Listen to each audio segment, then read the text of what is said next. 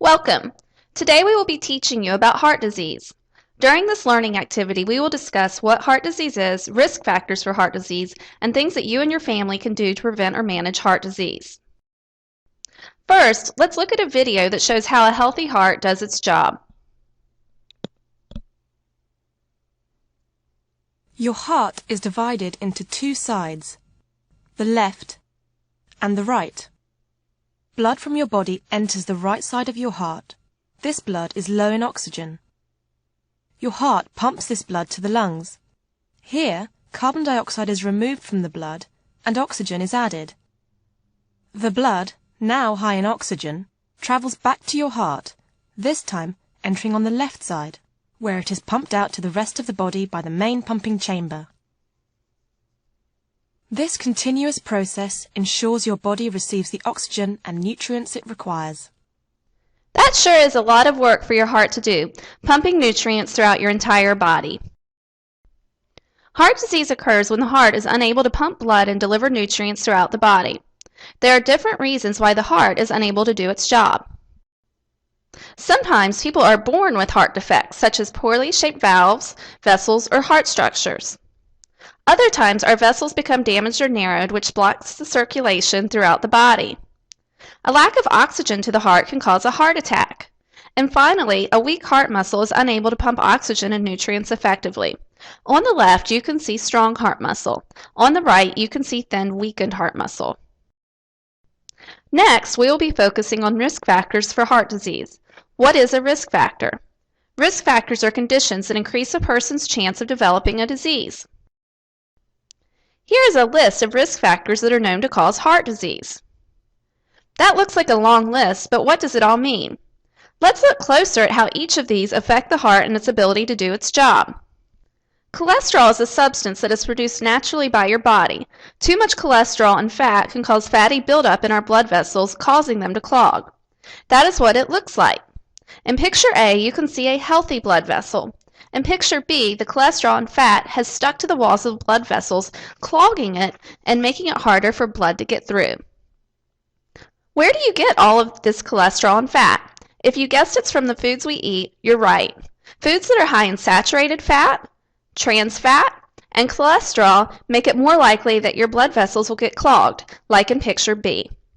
Then, how can you tell if the foods you are eating are high in cholesterol and fats?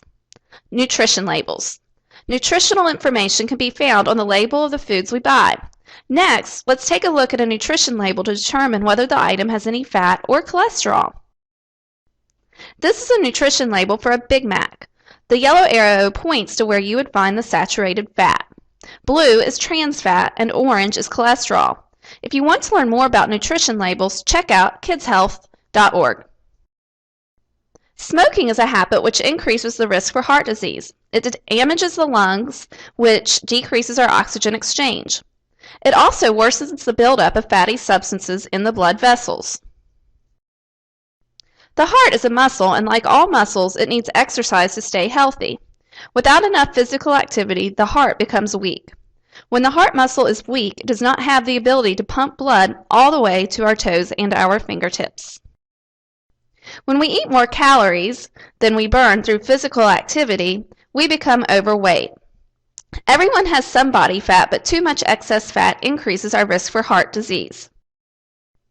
You may know someone who is diabetic or has a problem with their sugars. These mean the same thing. Sugar is also known as glucose. Diabetes is a condition in which glucose builds up in the blood vessels, thickening the blood, which causes damage to the vessel walls. In the picture on the left, you can see that it is normal to have some glucose in the vessels. The picture on the right shows a vessel that is becoming damaged and clogged from the excessive sugar. High blood pressure is also known as hypertension. Hypertension occurs when the vessels become narrowed or when the blood becomes thicker than normal. These are concepts we talked about earlier. High blood pressure requires the heart to push harder to move through the body. Too much salt commonly causes high blood pressure.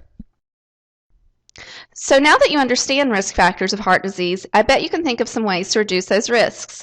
Let's be sure. First, we can choose healthy foods that are low in saturated fats and cholesterol. Heart-healthy foods include fruits, vegetables, and whole grains. A healthy diet also decreases our risk of obesity and high blood pressure. Drinking more water and reducing the amount of soda and juice drinks will decrease risk for diabetes. Another way is to avoid smoking or contact with secondhand smoke exposure. This can be a real challenge for people, but there is help. Check out smokefree.gov. Regular exercise strengthens your heart muscle and helps you burn excess calories and fats. Even if you don't see yourself joining the track team, you can start small, like going for a walk with your family or friends in the neighborhood. It's free and it's healthy. An important step to preventing or managing heart disease is to know your numbers. Any Baltimore City Fire Department will provide free blood pressure screenings. St. Agnes Hospital sponsors free blood pressure, blood sugar, and cholesterol screenings at the Security Square Mall monthly. Thank you for your time. This is the end of our learning activity. Now click this link for the Blast-Off game. It will help you to continue learning about heart disease.